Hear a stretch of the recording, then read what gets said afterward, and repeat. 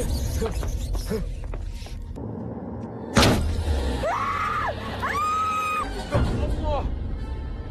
Jangan lagi.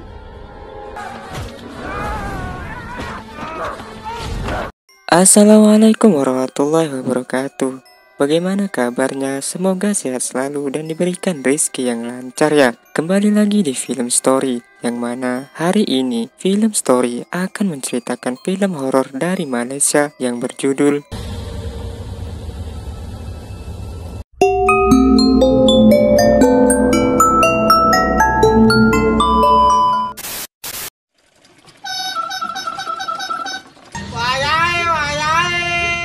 Dalam legenda rakyat Asia Tenggara, wanita yang meninggal ketika hamil atau melahirkan tanpa pemakaman yang layak akan gentayangan dan disebut Pontianak. Di sebuah hutan, terdengar tangisan wanita yang terdengar pilu. Suatu hari, di perkampungan sepasang kekasih bernama Khalid dan Siti melangsungkan pernikahan. Khalid sendiri adalah seorang duda berambut pirang beranak satu. Acara sampai larut malam dan cukup meriah, tapi sepertinya ada tamu yang tidak diundang yang akan hadir. Ada sosok wanita yang terlihat berjalan dari kegelapan di antara pohon pisang yang mengenakan baju merah tanpa alas kaki. Seorang tamu mereka yang bernama Rais tercengang melihat wanita tadi, tapi menghilang begitu saja. Sewaktu Rais pulang mengendarai mobil, gadis itu kembali muncul di tengah jalan. Karena kaget, Rais segera mengerem mobilnya dengan cepat dan membuat pacar barunya yang bernama Ida ini terbentur dan pingsan. Rais pun turun dari mobil dan meneriaki perempuan itu.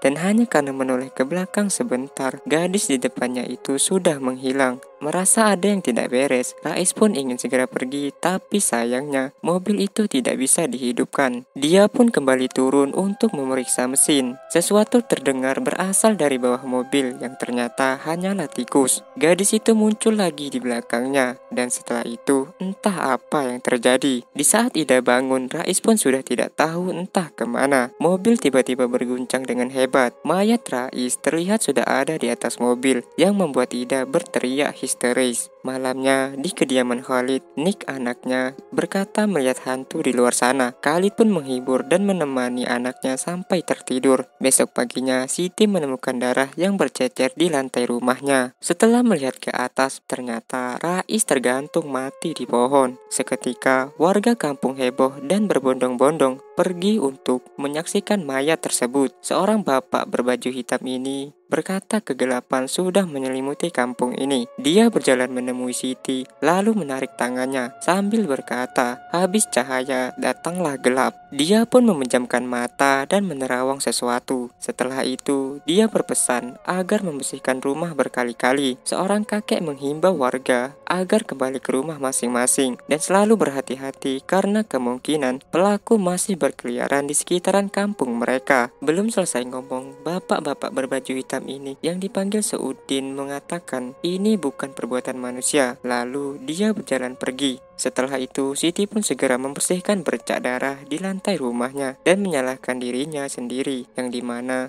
belum juga sehari menikah sudah ada kejadian mengerikan di rumah itu. Di malam hari, sewaktu Khalid tidur, ada tangan yang membelai wajahnya sambil memanggil namanya. Khalid pun mendengar suara jendela yang terbanting. Dia segera menutup kembali jendela itu, dan di belakang sana terlihat ada sosok wanita yang lewat sambil tertawa. Khalid lalu berjalan keluar, tapi tidak menemukan hal yang aneh. Setelah dia berjalan masuk, arwah Rais terlihat berdiri di dalam rumah dan memanggilnya. Saat Rais berjalan ke arahnya, Khalid pun terbangun dari mimpinya. Karena mimpi itu, dia menangis sedih mengingat teman lamanya. Sosok perempuan berbaju merah itu lagi-lagi berdiri di depan rumahnya. Sekarang, hantu itu memanggil anaknya Nick. Di tempat lain, Seudin tampak komat kamit dan tersadar akan sesuatu. Sedangkan Nick keluar rumah mengikuti panggilan itu. Dia semakin jauh berjalan, sedangkan orang tuanya belum sadar karena masih sibuk lucu-lucuan. Besoknya, di pasar, orang-orang kampung menatap dengan tatapan menghakimi. Seakan-akan, Siti itu adalah hukuman. Suudin menghampiri Siti dan berkata, "Aku sudah menyuruhmu untuk membersihkan rumah. Kau sudah melihat sendiri bukan?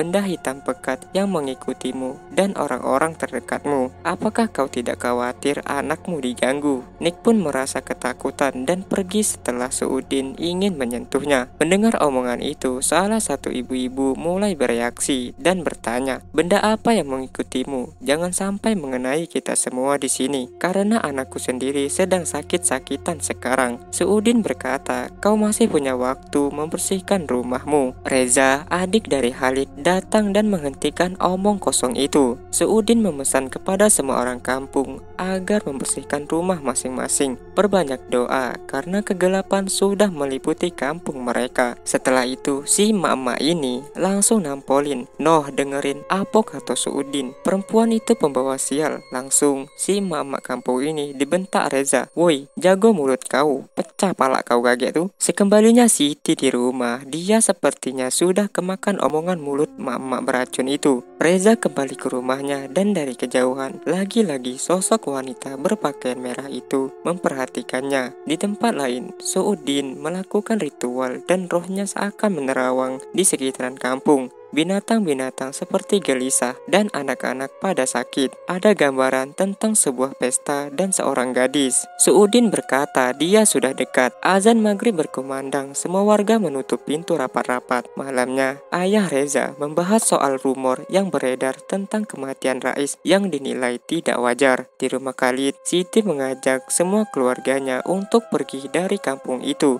karena ada yang tidak beres. Awalnya Khalid tidak setuju, tapi akhirnya dia luluh. Kembali ke keluarga Reza, dari percakapan ringan tentang kematian Rais, sekarang ayahnya mengkaitkannya ke Siti yang dinilai membawa sial. Mereka mempercayai perkataan Suudin, sedangkan Reza masih rasional, menilai semua ini hanyalah omong kosong belaka. Hantu gadis itu menangis sedih di hutan. Masih di keluarga Reza, Aisyah, istrinya berkata, tidak ingin kehilangan suaminya. Reza pun, "Hah, ngomong apa kau nih? Wong dari tadi aku di sini tidak ngapo-ngapoi." Di tempat lain, hantu gadis itu berteriak dan seperti mempengaruhi Reza yang tiba-tiba ambruk dan kejang-kejang sambil mengeluarkan busa dari mulutnya. Mendengar suara ribut-ribut itu, Khalid dan Siti segera ke rumah Reza. Suatu kali tiba, pintu kamar tiba-tiba tertutup dengan sendirinya. Aisyah mencoba menyadarkan suaminya dan tiba-tiba Reza membuka mata dan mencekik istrinya. Setelah pintu berhasil dibuka, Reza dan Aisyah sudah dalam keadaan terkapar di lantai. Lebih kasihan lagi Aisyah, dia yang sedang hamil kehilangan calon bayinya. Tidak ada yang bisa dilakukan, semua orang hanya menangis dan tampak bingung dengan apa yang terjadi. Di rumah Khalid tampak ada sosok hantu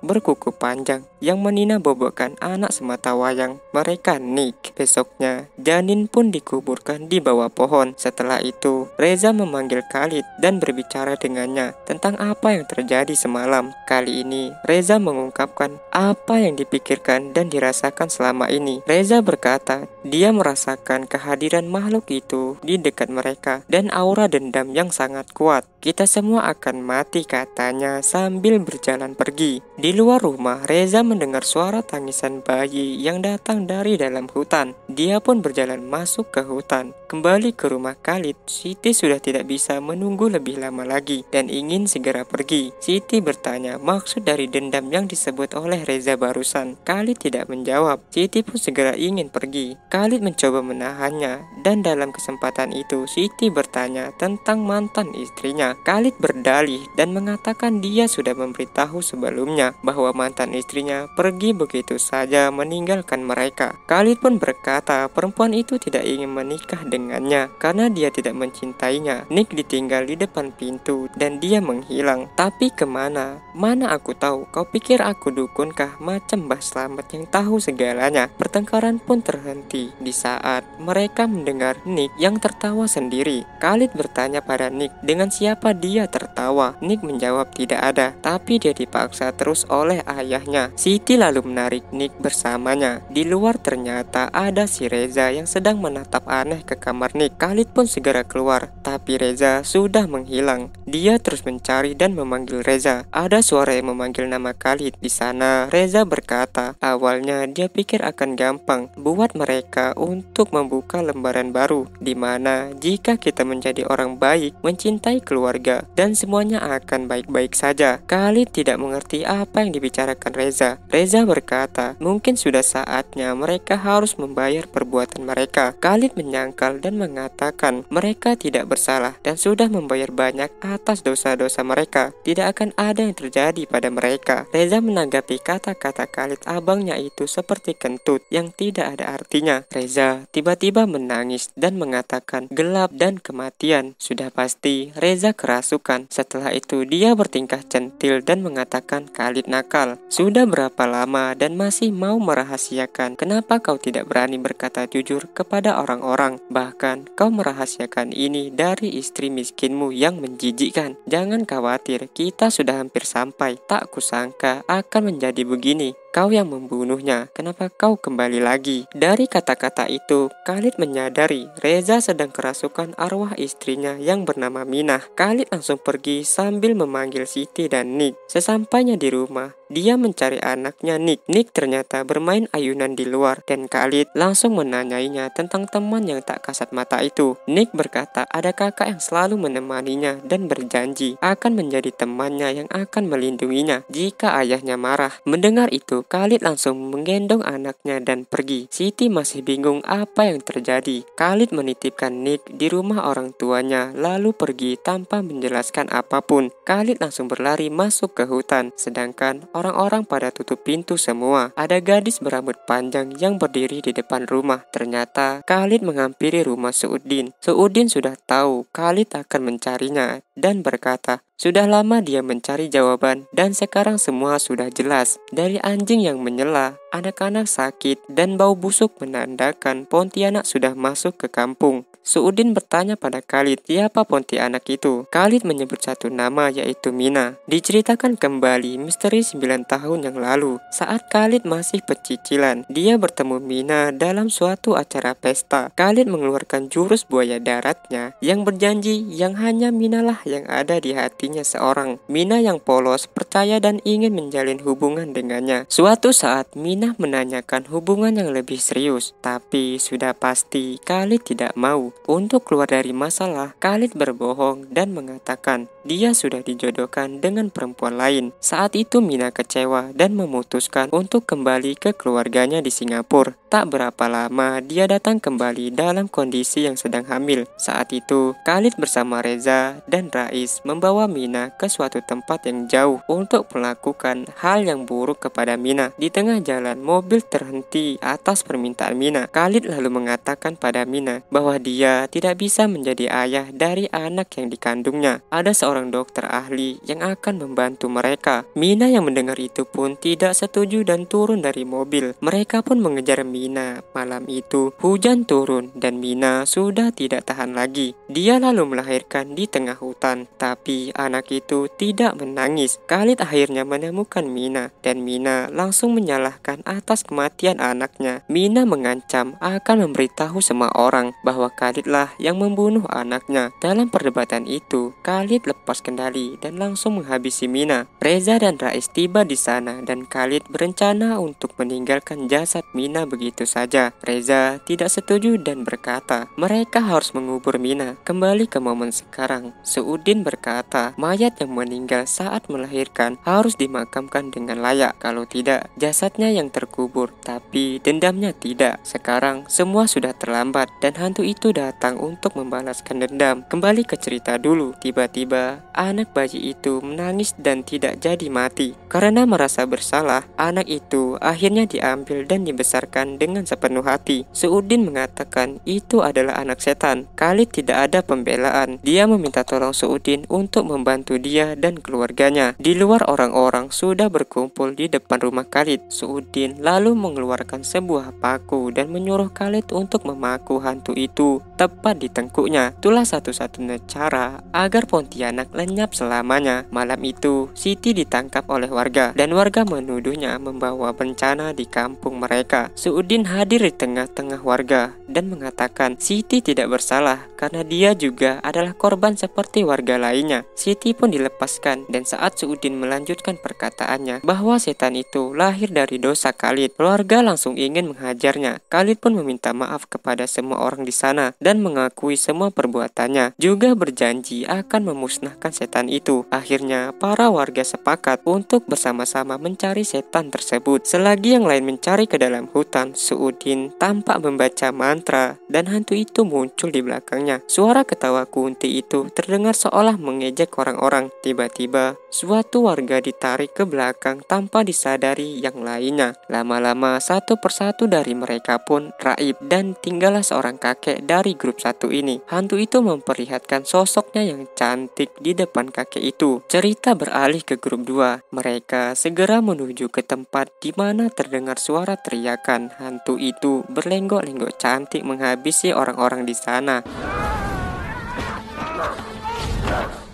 Dari belakang ada orang yang menancapkan sesuatu. Ternyata tidak begitu ngaruh dan hantu itu masih bisa melakukan penyerangan. Bahkan Reza pun tewas di tangannya. Khalid sampai di TKP dan menangisi Reza adiknya. Si Kunti berkata bahwa dia tidak akan melupakan Khalid. Dia mencintai Khalid melebihi apapun di dunia. Tapi sayangnya Khalid mengambil semuanya dari hati, kehormatan, nyawa, anak semua sudah dirampas. Khalid berkata sepatah dua patah untuk mengalihkan perhatiannya dan menancapkan paku yang membuat Pontianak itu menjerit. Lagi-lagi ternyata tidak begitu berhasil. Hantu itu masih bisa bertahan dan mendekati Khalid yang tidak berdaya. Hantu itu berkata hanya ingin mencintainya. Singkat cerita, Khalid pun dihabisi oleh hantu itu dengan sadisnya. Nick dipeluk erat oleh Siti dan di saat hantu itu ingin menyerang, Nick menghentikannya. Dia pun datang ke hantu itu dan memanggilnya ibu. Hantu itu lalu memeluk anaknya sambil berkata, "Anakku sayang." Walaupun awalnya ganas, tapi kalau sudah bertemu dengan anaknya, hantu pun penuh dengan kasih. Dia lalu melepaskan pelukan anaknya dan membiarkan anaknya untuk kembali ke Siti. Hantu itu lalu memberikan paku ke Siti dan berjalan pergi. Seakan mengerti apa maksudnya, Siti lalu mengikutinya dari belakang. Di sebuah tempat, hantu itu berlutut dan sudah siap untuk dimusnahkan. Dia berkata sudah puas membalaskan dendamnya, sudah puas melihat ketakutan manusia. Dia meminta Siti untuk menjaga anaknya baik-baik, membesarkannya menjadi manusia yang baik. Hantu itu meminta Siti untuk melepaskannya dari dunia yang penuh kegelapan ini. Siti pun memenuhi keinginan terakhirnya dan film pun selesai. Terima kasih sudah menyaksikan film ini. Jangan lupa jaga kesehatan dan tetap semangat beribadah. Jangan lupa subscribe, like, dan share. Dan juga nyalakan lonceng notifikasi untuk film yang lainnya. Sampai jumpa. Terima kasih. Wassalamualaikum warahmatullahi wabarakatuh.